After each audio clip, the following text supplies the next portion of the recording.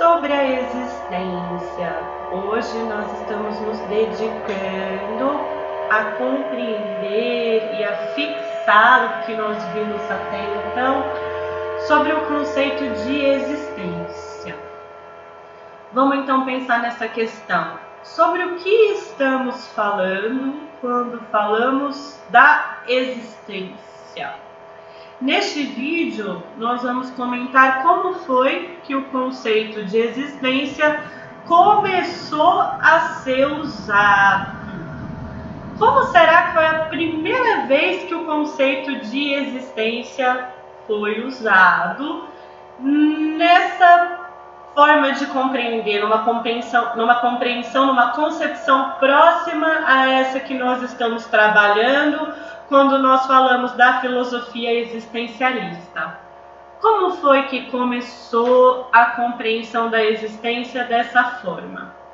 Para falar desse início, nós precisamos falar de Kierkegaard. Kierkegaard é um filósofo dinamarquês. Ele nasceu em Copenhague, na Dinamarca, em 1813.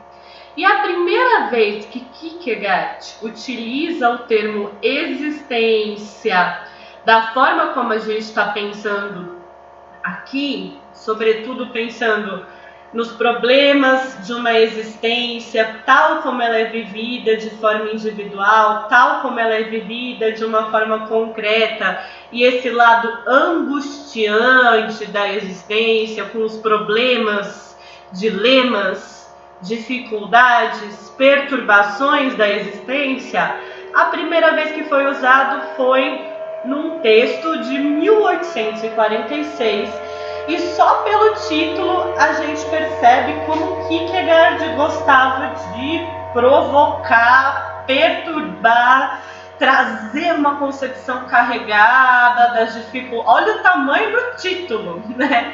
Pelo título a gente exemplifica como Kierkegaard tinha uma forma provocadora de filosofar, uma forma provocadora de convidar a pensar. Então, o título de 1846 foi Pós-escrito conclusivo, não científico, as migalhas filosóficas.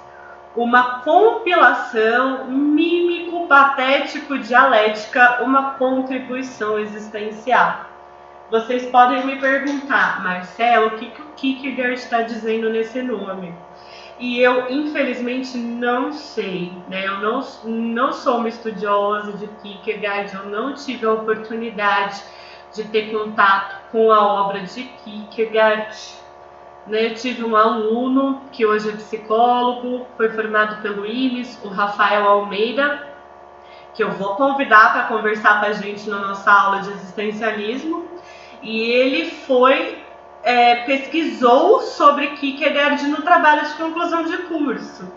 Né? E Kierkegaard é um autor muito complexo, muito provocador, e ele convida a gente a pensar nessa perplexidade diante da existência. Então, eu não sei muito bem o que Kierkegaard trouxe nesse texto de 1846, mas eu sei da importância histórica desse texto, que é a primeira vez que o termo existencial é usado nesse sentido, de pensar os problemas da nossa existência. Não da existência humana geral e abstrata, mas de cada experiência humana concreta, individual.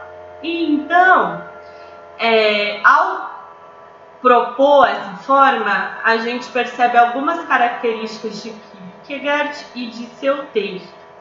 Kierkegaard, ele passa a vida escrevendo, filosofando, debatendo questões que o perturbavam. A gente pode dizer que a angústia e a perturbação é uma marca da escrita de Kierkegaard. Kierkegaard tinha um problema na coluna, então pessoas que eram próximas e conheciam ele descreviam que ele tinha inclusive uma forma de andar, um jeito de caminhar que ia remetendo às dificuldades que ele teve desde a infância.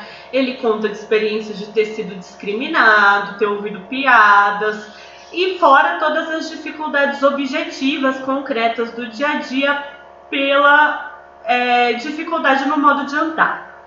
Kierkegaard, então, ele tem uma forma de viver, de escrever, de produzir filosoficamente que é predominantemente solitária. Ele faz as coisas de forma predominantemente solitária. No entanto, ele dizia que em alguns momentos ele gostava de sair para caminhar e nessas caminhadas ter conversas filosóficas com as pessoas que ele convidava para caminhar com ele. Ele chegava a chamar essas caminhadas de banho de gente. Então ele, que ficava predominantemente sozinho, em alguns momentos tomava banho de gente, que era ir caminhar e conversar. E os amigos dele, que iam com ele nessas caminhadas filosóficas, descreviam que ele tinha um jeito de andar pela calçada, que ele ia indo para cá, indo para lá, fazia zigue-zague, a pessoa acabava tendo que desviar, ir para o outro lado. Então, até mesmo no jeito de caminhar, Kierkegaard era provocador. Kierkegaard acreditava que era importante as pessoas se mexerem, mudarem de posição, saírem do lugar em que elas estavam. Então, essas são algumas características pessoais. Quem quiser saber mais, essa história sobre o Kierkegaard é contada no nosso livro principal da matéria, no Café Existencialista. Mas por enquanto a gente pode guardar essas características sobre o Kierkegaard, né? Que ele foi o primeiro a usar a palavra existencial para designar a reflexão sobre os problemas da existência humana. Então aqui está uma frase dele: para quem existe, seu existir é um interesse supremo. Isso tem tudo a ver com o existencialismo, né? Que se focam na existência e não o existir genérico, o existir abstrato, mas o seu existir